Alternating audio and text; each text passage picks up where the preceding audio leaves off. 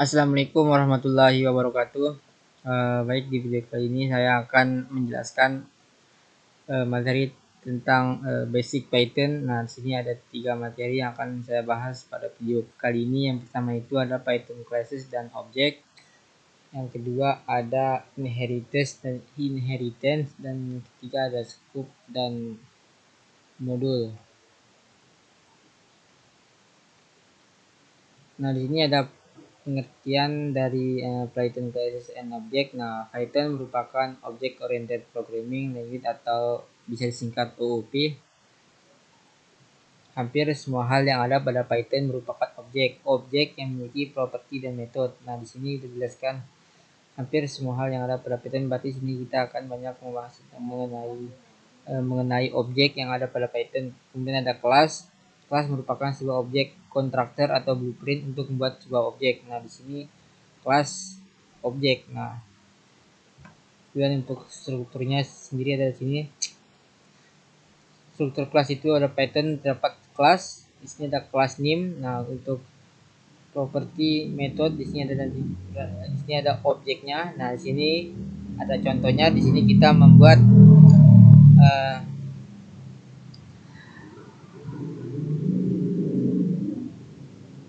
kelas bernama myClass. Nah, memiliki properti atau atribut. Nah, di sini ada x. Ini merupakan properti atau atribut dengan nilainya itu 5.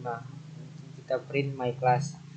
Kemudian selanjutnya kita create object from class and access object property.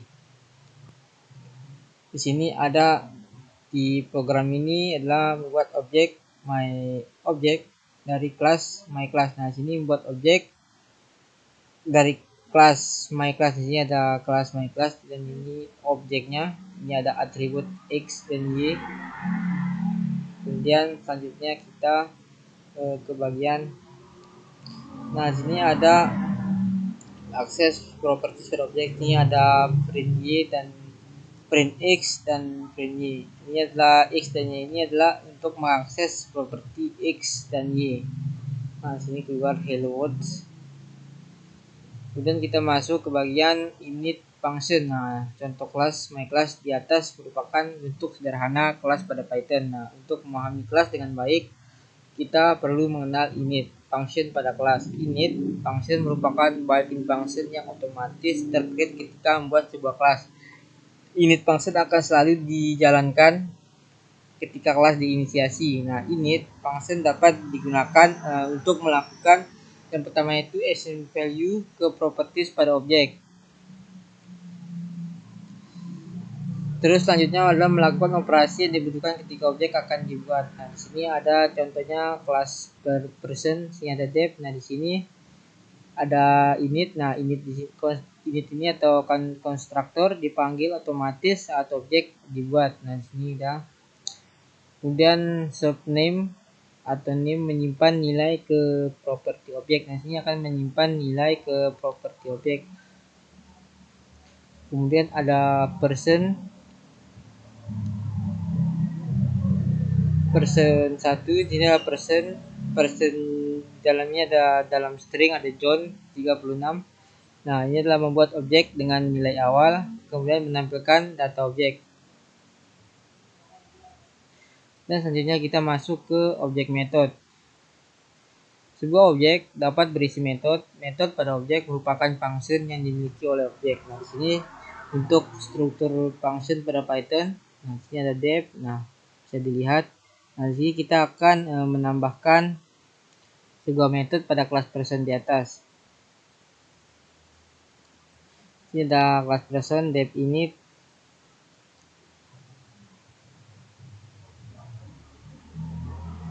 Menambahkan ini ada kelas person def init. Dan sini kita sudah menambahkan name agi hello my name is. Nah, sini ada sudah tambahkan. Kemudian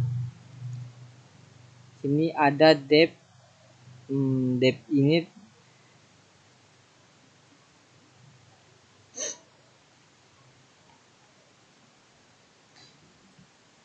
Def my concept. Nah, di sini referensi ke objek itu sendiri. Nah, wajib jadi dan ini wajib menjadi parameter utama.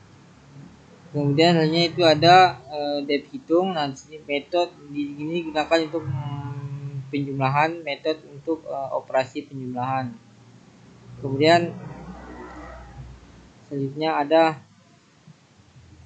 print dir. Nah, sini kita akan memprint dir person, library apa saja yang ada pada person ini. Nah, di sini bisa kita lihat.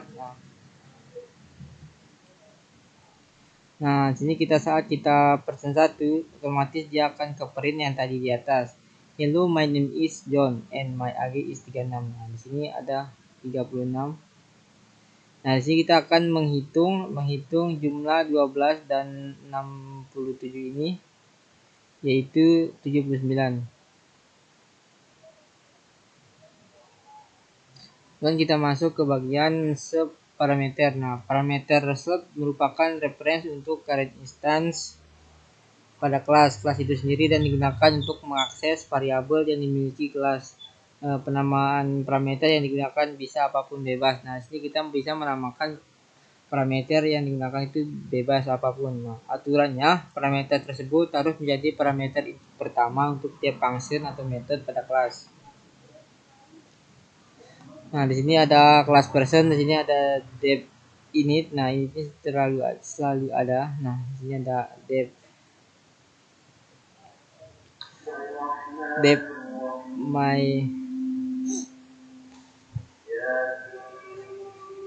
init. Nah, kemudian depth hitung sepertinya juga. Terus kita akan membuat objek person 1. Nah, sini kita akan ngeprint si person 1, person John 36. Nah, data yang tadi di atas kita masukkan ke sini lagi. Terus kita akan menghitung. Nah, sini ada test John, dan kita harus masuk ke kelas person. Nah, di sini bisa dilihat kita masuk ke bagian modify object property. Dan di sini kita properti pada objek dapat di-assign ulang dengan cara berikut. Nah, kita bisa assign ulang. Di sini adalah person ag 40. Nah, di sini kita lihat ini di program ini kita mengubah nilai properti.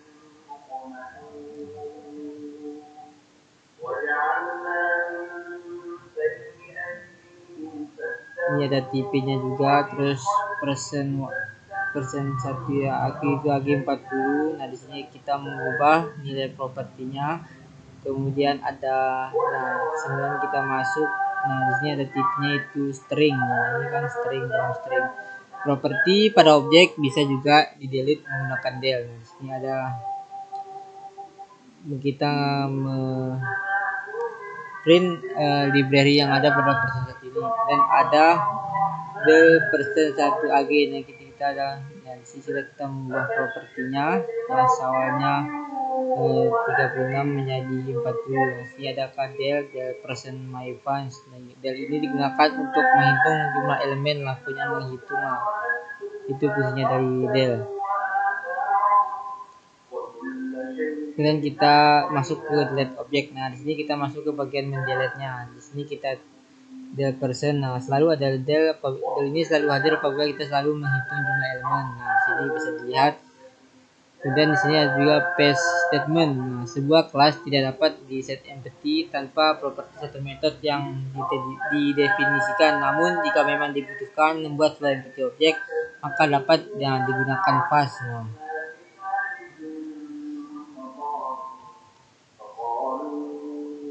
kelas di sini ada kelas person.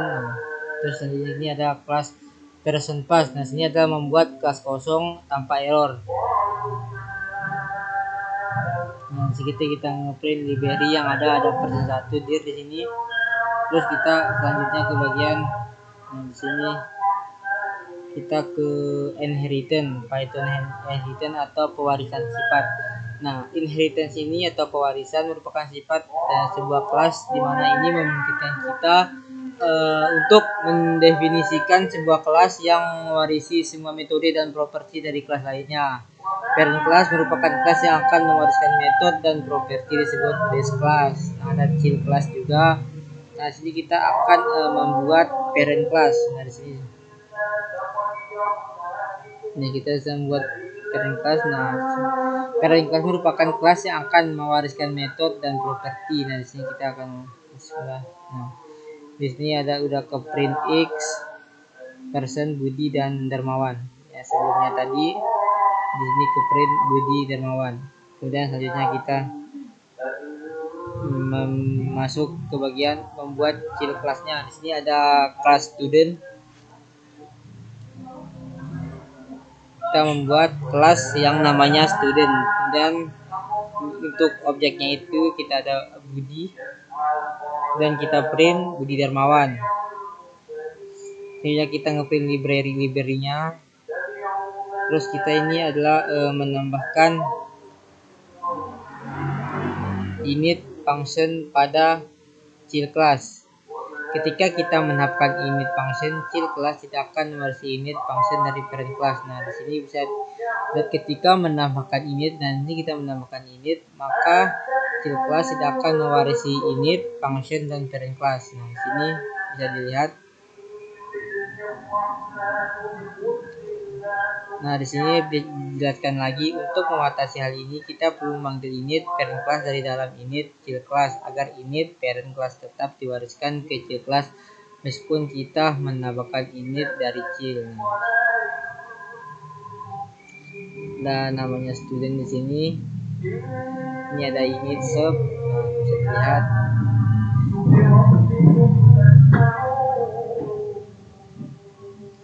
Ini ada variabel x, var, dan ada super function. Nah, super function ini akan membuat child class mewarisi semua metode dan properties yang dimiliki parent class. Keuntungannya kita perlu menggunakan nama parent class untuk mewarisi metode dan properties pada parent. Nah, di sini ada kelas person, ini ada div init. Nah, sini bisa dilihat definite, print name, class student.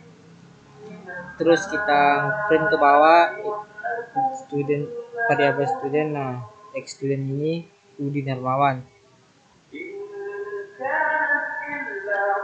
Dan kita menambahkan properti pada child class. Nah, di sini kita akan menambahkan properti ke dalam child class ini. Ini adalah kita menambahkan properti baru yaitu 2020 tahun. Kita menambahkan tahun. Nah, kita print di sini X graduation year 2020. Dan selanjutnya adalah menambahkan metode pada child class. Ini kita akan menambahkan metode baru. Nah, ini kita menambahkan X, menambahkan welcome. Nah, di sini kita bisa lihat hello Budi Darmawan, mahasiswa 2020. Nah, sini kita menambahkan welcome sama menambahkan dep welcome. Dep welcome ini adalah sebuah kelas. Ini objeknya itu hello. Dan sini ada multi class inheritance. Ini sama saja kayak yang di atas tadi. Kemudian kita masuk ke Python scope. Variabel yang didefinisikan pada sebuah function hanya bisa diakses dalam function tersebut. Nah, sini ada variabel yang bisa dipakai dalam fungsi. Dan x300x, nah, function dalam function. Variabel yang didefinisikan pada sebuah function dapat diakses function lain yang dibuat dalam variabel tersebut. Nah, sini ada def my function x300. Dan kita masuk ke global scope. Variabel yang dibuat di blok utama program memiliki global scope. Variabel dapat diakses dari manapun dalam program. Di sini ada x300. Di sini bisa diakses di seluruh program. Jika ada nama variabel yang sama di dalam dan di luar suatu fungsi, Python akan memperlakukannya sebagai dua variabel terpisah. Satu tersedia dalam global scope atau di luar fungsi dan satu tersedia dalam local scope di dalam fungsi. Nah, bisa dilihat ini X200, X700 ini merupakan, nah kita ke ngeprint 200, 700 sama 300 dari data yang di atas tadi. Kita masuk ke global keyword. Nah, jika diperlukan untuk membuat global variabel yang dibuat pada local scope atau function dapat memanfaatkan keyword global. Nah, di sini ada global x. Nah, di sini kita mengubah variabel global dari dalam fungsi menjadi 200. Dan kita masuk ke Python modul. Nah, di sini ada import my modul. Nah, di sini untuk file my modulnya udah saya install tadi.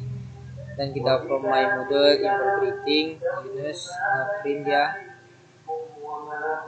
Kemudian kita print di library yang ada di dalam situ. Ini kita menggunakan kode dari file lain.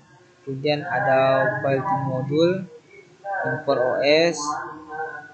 Di sini kita mengelis library-nya. Kemudian di sini kita osgit mencari letak file ini tersimpan. Nah, di sini bisa dilihat di belajar komputer vision. Dan bisa dilihat ini tergantung di laptop teman-teman gimana teman-teman menyimpannya. Di sini ada access juga, kita terus nah bisa dilihat. Nah, untuk kesimpulannya secara keseluruhan yaitu file ini membahas kelas dan objek, konstruktor, metode, sub, inheritance, scope, lokal dan global, dan terakhir itu ada modul. Baik, sekian yang dapat saya sampaikan. Lebih kurang saya mohon maaf. Wassalamualaikum warahmatullahi wabarakatuh.